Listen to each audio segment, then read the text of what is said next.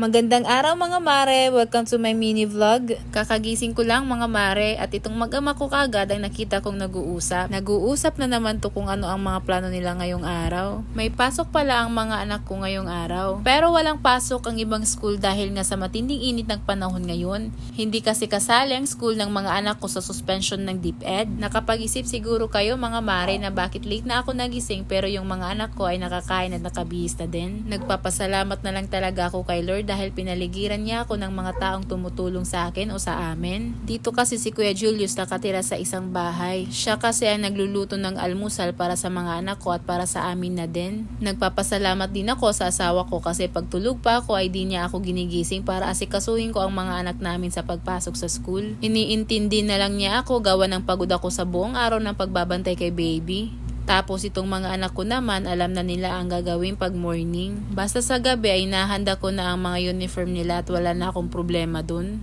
Alam na nila kung nasaan ang susuotin nila. Inaayos pala ng asawa ko ang buhok ni Kobe. Kay Kobe na lang kasi siya na-inspire sa pagsusuklay ng buhok. Di na kasi niya na-appreciate ang ulo niya kasi wala naman siya nasusuklay. Inaayos niya kasi may class pictorial sila ngayong araw. Ayaw naman ang asawa ko lagyan ng kahit anong cream or gel ang buhok ni Kobe at baka matulad daw sa kanya. Pero sabi ko sa asawa ko na ngayon lang naman to kasi pictorial nga nila. Binasa pa niya kung maganda ba ito. Sabi ko oo naman kasi ginagamit ko naman yan sa buhok ko.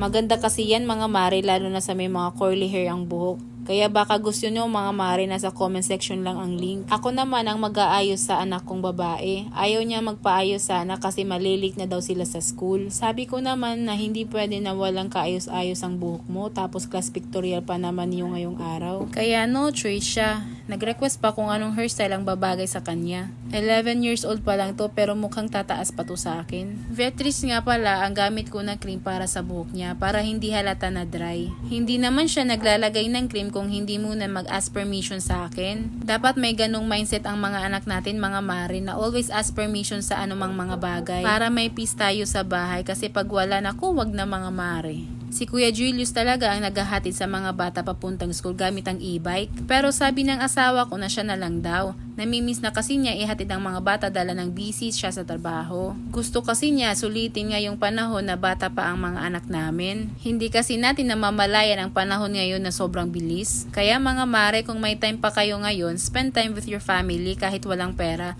Gumawa na lang kayo ng paraan kung ano man ang pwede. Aalis na pala sila kaya kami lang ni baby ang maiiwan. Alam kong matutulog ulit si baby for round 2 kaya dali-dali akong nagligpit ng higaan namin. Papaliguan ko na lang si baby pagising na siya. Pagpasensyahan nyo na mga mare kung ganito ang bahay namin. Nanghihinayang din po kasi kami mga mare kung iparenovate pa namin tapos di naman na matagal ay magpapabahay naman na kami. Kaya konting tiis lang muna daw sabi ng asawa ko. Tulog na din si baby kaya inilagay ko na siya sa duyan niya. Nagawa naman ng papa niya. Trust ko kasi ang ganitong duyan kasi labas-pasok lang ang hangin nito. Kaya siguradong hindi mainit. Tapos sa ulo lang ni baby ang sinasapinan namin at ang likod ay hindi na para hindi matuyuan ng pawis. Ito pala ang almusal ko mga mare. Wala nga lang rice mga mare. Pinapractice ko na kasi ang sarili ko na walang rice kasi mataas na din sugar ko. Kaya nag-iingat na lang din ako. Ito yung morning routine ko pag natutulog si baby. Pagkatapos kong kumain ay nagwa-quiet time naman ako. Binubuksan ko ang TV para makapag-worship naman ako kahit papano kailangan kasi. At pagkatapos naman ng worship ay nanonood ako ng preaching ni Mike Pineda o nagbabasa ng Biblia. Nakakagaan din sa pakiramdam kung sa umaga pa lang ay may reminder at pagkukorek na sa akin. Pero mga mare baka sabihin nyo nagpapakitang tao lang ako at para sabihin nyo na sobrang bait ko na dahil dito. At para lang maraming manood ng vlog ko.